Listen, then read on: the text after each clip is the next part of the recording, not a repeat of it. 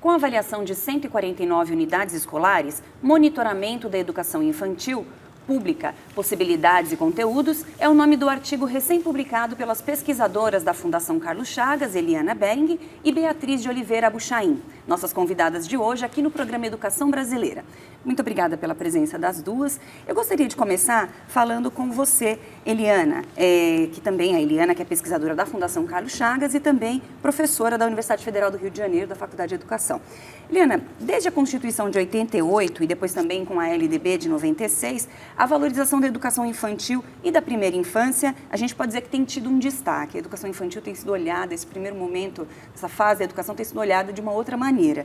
Recentemente, a obrigatoriedade também da matrícula das crianças a partir de 4 anos foi um passo importante para essa etapa da educação básica. Eu queria que você me contasse como é que você vê esse histórico da concepção da educação infantil no Brasil, antes mesmo da gente tratar especificamente desse estudo mais recente de vocês na Fundação Carlos Chagas. Então, a gente vê esse avanço, né, da assistência social para a educação como um grande avanço brasileiro. Né? Em poucos países a gente vê a creche e a pré-escola vinculadas ao sistema de educação. Então, para nós é uma grande conquista e é a valorização não só da infância, mas também do trabalho da educação brasileira. É um passo bastante importante, bastante expressivo para as crianças, para as famílias e para a educação brasileira. Quando a gente pensa no papel que a educação infantil tinha no passado, ou seja, a mãe trabalhava, muitas mães trabalham ainda e deixam as crianças nas creches, mas ela tinha um papel muito mais assistencialista, a gente pode dizer assim. Isso foi se modificando com o decorrer dos tempos. Hoje a educação infantil tem um status de escola, a gente pode dizer assim? Queria que você contasse para a gente isso, por favor, Beatriz. Quando a gente pensa no histórico da educação infantil no Brasil, a gente tem que pensar também que a creche e a pré-escola tiveram trajetórias diferentes. Então, isso que tu acabou de mencionar se aplica muito bem à creche, né, que vem dessa questão da assistência social, mas a pré-escola é mais antiga no Brasil, então a gente acredita, né, tem registros de que as primeiras pré-escolas começaram no final do século XIX, com caráter sim de atender crianças de trabalhadores, né, de mães trabalhadoras, mas também de atender crianças de classe média. E aí já se acreditava num papel educativo da pré-escola. Durante o regime militar, a pré-escola ganha um caráter mais compensatório para as classes populares, no sentido de inserir cada vez mais cedo as crianças no universo escolar. E aí, então, com a Constituição de 1988, que a pré-escola e a creche, então, passam a ser também um direito da criança. É o direito da família, mas é o direito da criança. E aí, como direito da criança, esse caráter educativo fica muito presente e pela primeira vez a gente tem essa união da creche e da pré-escola numa mesma história. E isso foi e continua sendo um grande desafio para os municípios brasileiros, que são os responsáveis pela educação infantil.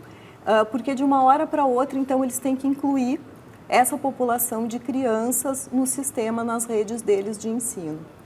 Mas é muito importante dizer que esse passo para a educação infantil, estar inserida no sistema de educação brasileiro, é uma conquista da sociedade. Não é uma conquista somente do campo da educação. Você mencionou uma coisa muito importante.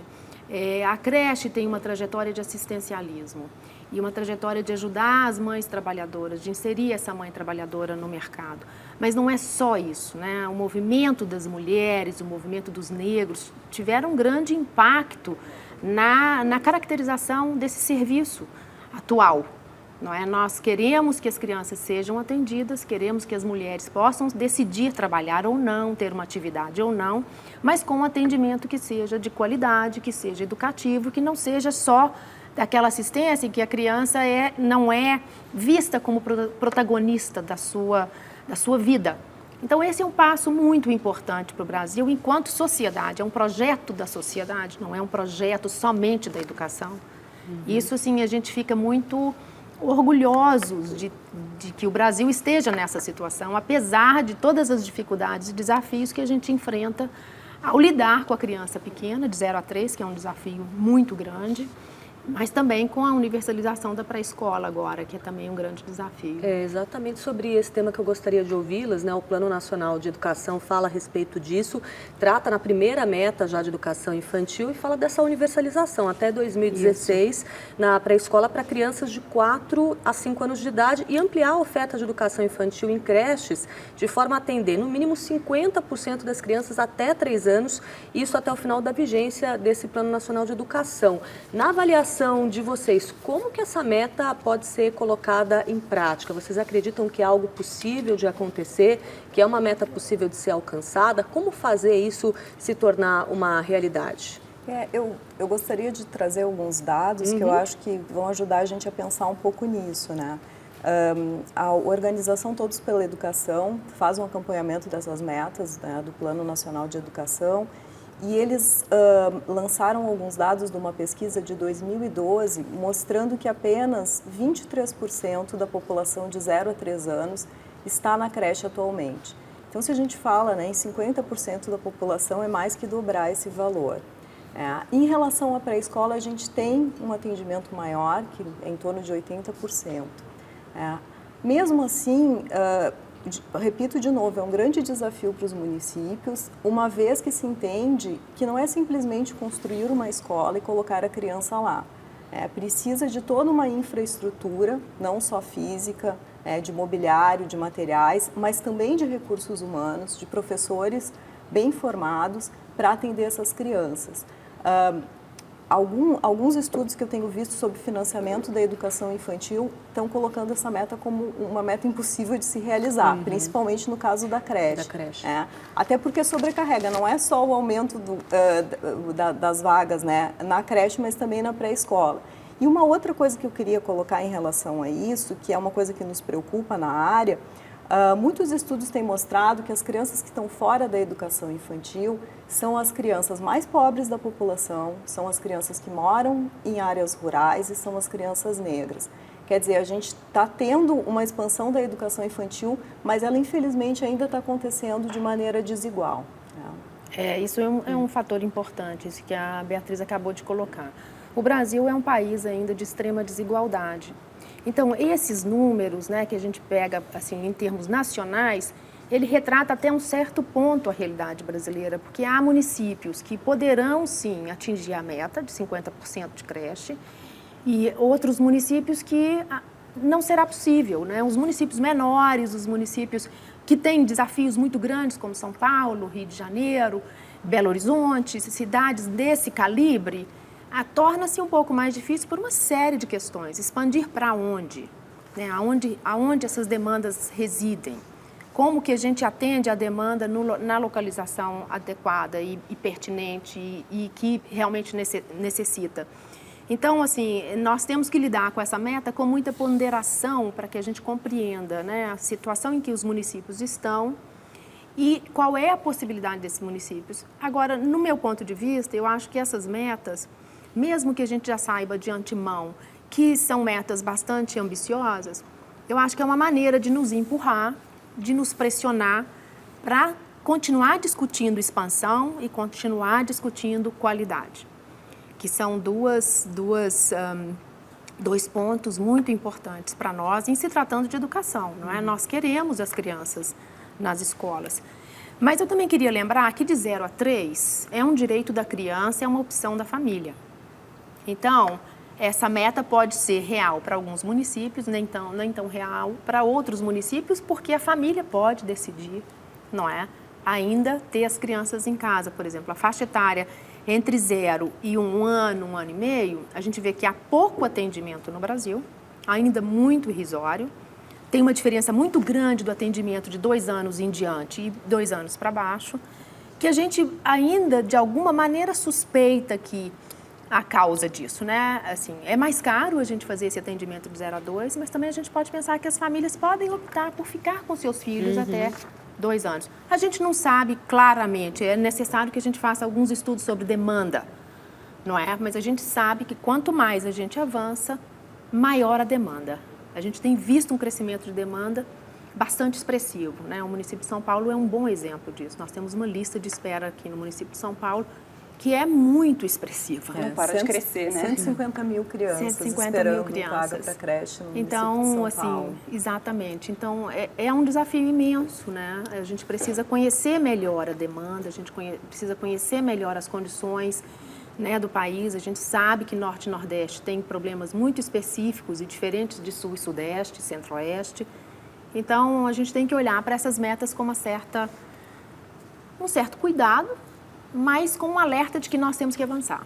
Cada município com a sua realidade Cada também. município com a sua lembrar, realidade, né? exatamente. Agora eu queria que vocês falassem um pouco mais sobre esse levantamento que vocês fizeram, o monitoramento da educação infantil pública, possibilidades e conteúdos. O que vocês estudaram e qual foi a novidade desse material, Beatriz? Eu vou começar contando um pouco de uma pesquisa que foi realizada em 2009, sob coordenação da professora Maria Malta Campos. Foi uma parceria entre a Fundação Carlos Chagas, o Ministério da Educação e o Banco Interamericano de Desenvolvimento.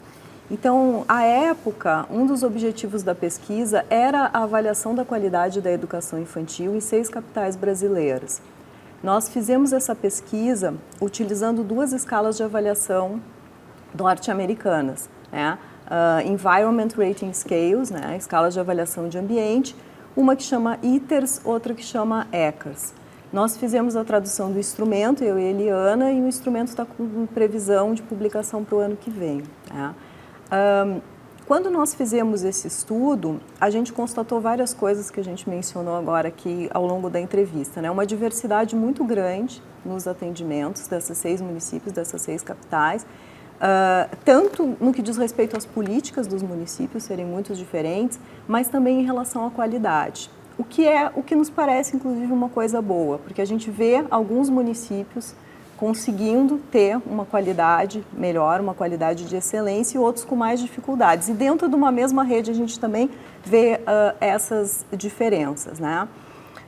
Tudo isso nos mobilizou bastante a querer continuar trabalhando com esses instrumentos, que a gente acha que, apesar de não serem instrumentos nacionais, não serem instrumentos feitos aqui no Brasil, eles dizem muito da qualidade, né, da educação infantil, e podem ajudar muito, tanto os gestores públicos quanto o pessoal das unidades, as equipes das unidades, a melhorar a sua qualidade. E aí continuamos, então, um estudo na rede do Rio de Janeiro, que eu vou deixar para a Eliana falar, que daí tem uma proposta de dar um passo além, além de fazer este diagnóstico de qualidade inicial, né, que nós visitamos 149 instituições no município do Rio de Janeiro, propor um sistema de monitoramento para essa rede. Então, vou deixar com esse Eliana. estudo que a Beatriz acabou de mencionar, que a gente se refere a ele sempre como MACBID, FCC MACBID, é importante dizer que essas 6 capitais são capitais nas diferentes regiões do país. Então, a gente incluiu capital do Norte, Nordeste, Centro-Oeste, Sul e Sudeste. Então, era uma preocupação do MEC. E esse estudo veio com a necessidade, com a curiosidade, digamos assim, de ver o estado da educação infantil pós-LDB. Qual era o estado da educação infantil no Brasil depois de 10, 12, 14 anos de educação infantil como parte do sistema educacional?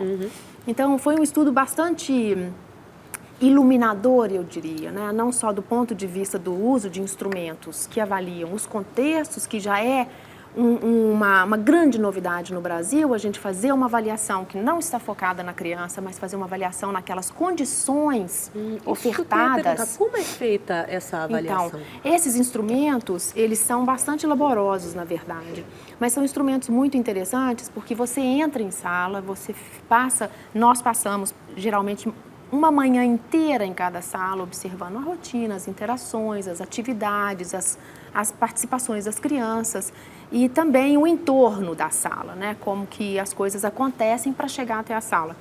O foco principal dessas escalas, no meu ponto de vista, é o mais interessante, porque eles construíram um instrumento em que avalia-se o que de fato as crianças têm acesso. Então, não é o que a gente pensa que fazemos, qual é a nossa opinião sobre aquilo, mas o que de fato está disponível para a criança de 0 a 5 anos em sala todos os dias. Então, esse é um instrumento assim, que traz bastante insight para a área. E a gente deve dizer também que esses instrumentos já existem há mais de 30 anos. Eles são traduzidos para várias línguas, discutidos internacionalmente e têm influenciado fortemente a elaboração de novos instrumentos, porque nós temos contato muito próximo com os autores dessas escalas, nós somos parceiras deles lá nos Estados Unidos e participamos de encontros internacionais sobre esse instrumento. Então, nós estamos muito cientes das suas limitações e das suas vantagens. Mas é um instrumento que é bastante testado, que é bastante utilizado no mundo afora, não só em países, né, anglo-saxões, mas em países europeus, em países africanos. A Índia teve uma experiência a China tem uma experiência e nós no Brasil agora temos uma experiência expressiva com esses instrumentos. E esses instrumentos eles podem tanto ser utilizados para a formação de professores, para uma autoavaliação, como também para uma avaliação externa. Então, são instrumentos muito bem estabelecidos, muito bem estudados, né? Nós tivemos a oportunidade de utilizar no Brasil e quando decidiu-se usar esses instrumentos, houve uma ampla análise dos instrumentos disponíveis internacionalmente e nacionalmente. E vimos que eles têm uma sintonia muito grande com os documentos nacionais. É claro, existe uma sintonia, e eu não estou dizendo que ele reflete a realidade brasileira, mas em pesquisa, a gente sempre parte de alguns achados que já são fato, não é? Então, nossa experiência é muito positiva com esses instrumentos.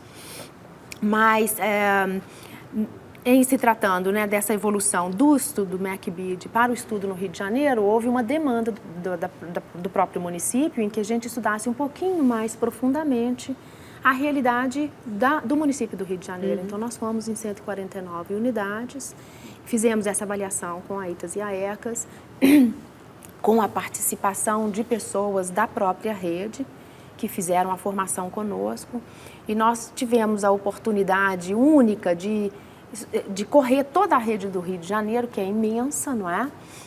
A cidade é dividida em regionais e nós fomos em todas as regionais e tivemos contato com diretores, com coordenadores pedagógicos, com pessoas, com profissionais das gerências de educação, que eles chamam, para tratar de assuntos sobre qualidade e avaliação. E foi encontros muito frutíferos, no meu ponto de vista, porque as pessoas puderam interagir com o instrumento, com a ITAS e a ECAS, que era ponto de discussão, criticar, questionar e ainda concordar com alguns aspectos dele. Então, nós tivemos uma inserção no Rio de Janeiro, que foi uma inserção foi uma imersão em conjunto, né? E agora a gente está na elaboração de uma ferramenta cuja meta principal é a avaliação, é o acompanhamento da política da educação infantil, desde o acesso, né, quem são essas crianças que estão entrando para a creche, qual é a infraestrutura que podemos contar, que é viável, que é possível, quais são os materiais disponíveis nessas unidades, e a gente está sugerindo ainda uma avaliação mais esporádica do que o sistema de monitoramento, em que nós vamos tratar das questões das práticas em sala, das práticas das unidades. Então, tem sido uma experiência bastante desafiadora, porque o Rio de Janeiro, o município do Rio de Janeiro, e eu acho que há outras cidades no Brasil assim, representa muito bem o Brasil em termos da diversidade, em termos da desigualdade, em termos dos desafios, não é?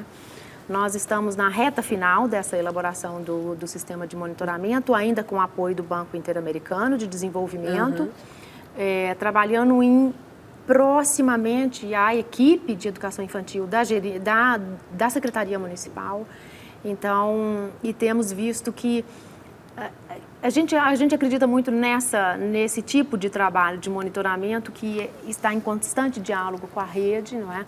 Que hoje em dia a gente não pensa mais em fazer qualquer ação nas secretarias, nas unidades, que não envolva seus principais protagonistas, que são os professores, as crianças, até mesmo as famílias. A gente está vendo esse movimento, não é? Assim, as pessoas têm o que dizer, não é? Ou seja, a escola participando Exatamente. também, não só a burocracia, a gente pode dizer assim, Em relação à autoavaliação, o que vocês apuraram, o que a gente pode dizer em relação à autoavaliação?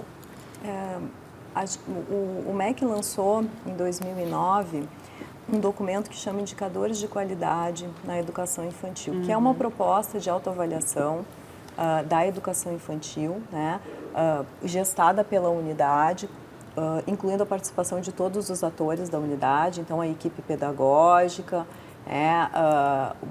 os professores, as famílias, né? As crianças. As crianças em alguns Em casos. alguns casos. Não está previsto no documento as crianças, né?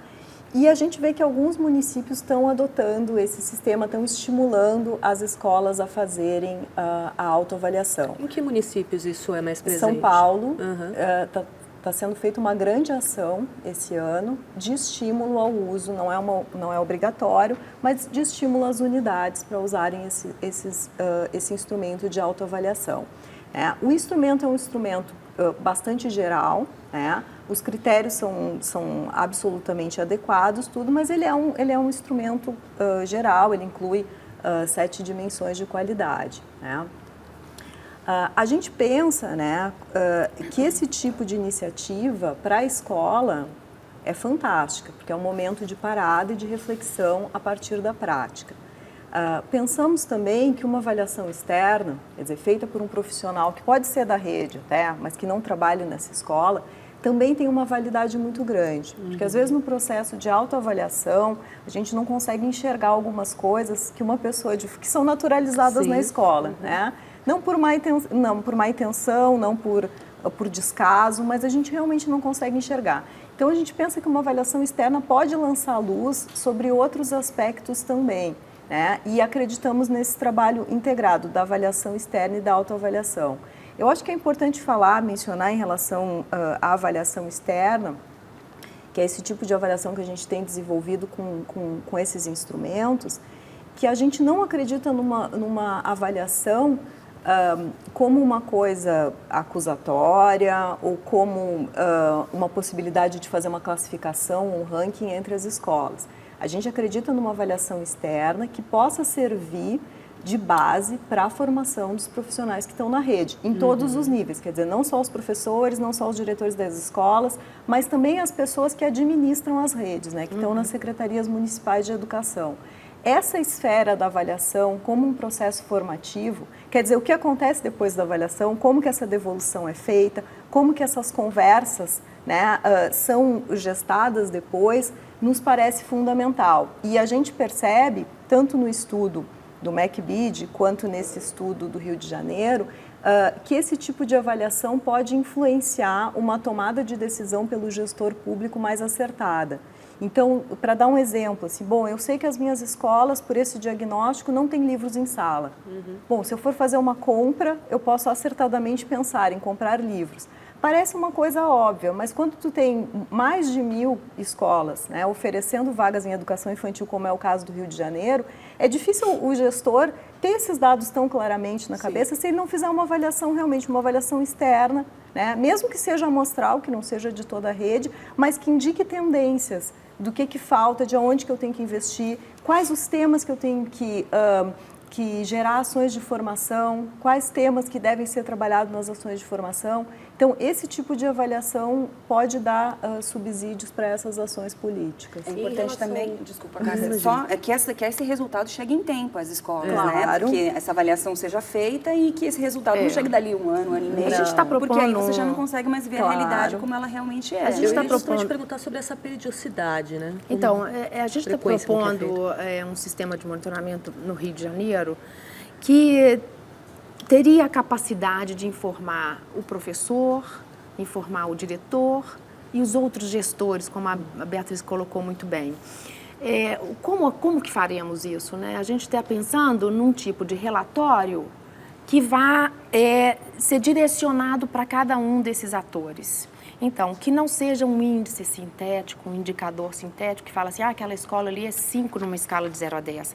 Mas o que significa este 5? Quais são os fatores que levaram a este índice, né? Então, nós achamos que isso é muito importante, que esse diálogo seja mantido com o professor, que ele entenda a situação em que ele trabalha e qual é a sua contribuição. A gente acha que isso é muito importante. E É claro que a periodicidade, a gente está sugerindo que esse monitoramento seja feito anualmente, como censo escolar.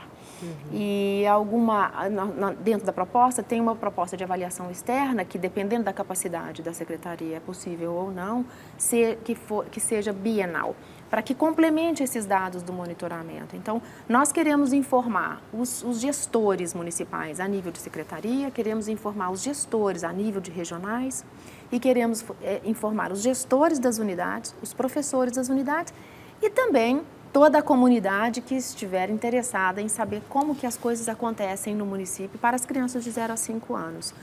A gente acha que essa combinação de estratégias é mais interessante em se tratando de acompanhamento de sistema, porque nós temos propostas de avaliação da educação infantil e avaliação na educação infantil. Porque muda tudo, né? Muda tudo. Na educação infantil, a gente está falando de uma avaliação institucional, como a Beatriz colocou, né? Uma avaliação que pode ser feita por meio de um instrumento de autoavaliação, como os indicadores, que eu acho que é um bom começo, uma boa provocação para os professores e para toda a comunidade da escola, e também fortalecendo a coordenação pedagógica, que o trabalho da coordenação pedagógica é, de fato, um trabalho de avaliação, né? O que fizemos, o que estamos preparando para fazer, como nos vemos no futuro aqui, um futuro próximo, né? De final de ano ou daqui 5 anos e etc. Mas também é uma avaliação que informe a nós, gestores, pesquisadores, quais são os caminhos que são possíveis a gente tomar, né? Porque a gente tem problemas ainda muito melindrosos, eu diria, né? A gente sabe, a gente tem muito conhecimento. O Brasil já avançou muito na área do conhecimento da educação infantil e desenvolvimento infantil. Nós temos muito conhecimento que a gente não pode negar e temos que levar isso em consideração. Nós, então, de alguma maneira, sabemos o que seria ideal a gente colocar. Mas esse ideal é possível, é viável? Ou o que desse ideal é possível? Eu acho que isso é muito importante, essa análise do que é possível fazer dentro da qualidade. Quer dizer, essa expansão existe, nós estamos preocupados com a qualidade, nós estamos preocupados com a igualdade de direitos, com a igualdade de acesso, mas vamos pensar, então, assim, no plano ideal, o que a gente pode fazer? Tá certo, então. Bom, com isso a gente vai encerrar, infelizmente, o nosso programa. O tempo passa muito rápido. É um tema que realmente gera uma discussão grande quando a gente fala dessa fase de educação, que é a educação infantil de 0 a 6 anos. Eu agradeço aqui a Beatriz de Oliveira Buchaim, que é pesquisadora da Fundação Carlos Chagas e doutora em Educação pela PUC de São Paulo, e também Eliana Bering, que é pesquisadora da Fundação Carlos Chagas e professora da Faculdade de Educação da Universidade Federal do Rio de Janeiro. Muito obrigada, Cássia, também por participar conosco aqui do programa Educação Brasileira, que volta na próxima quarta-feira com mais um tema sobre escola, sobre educação. Até lá!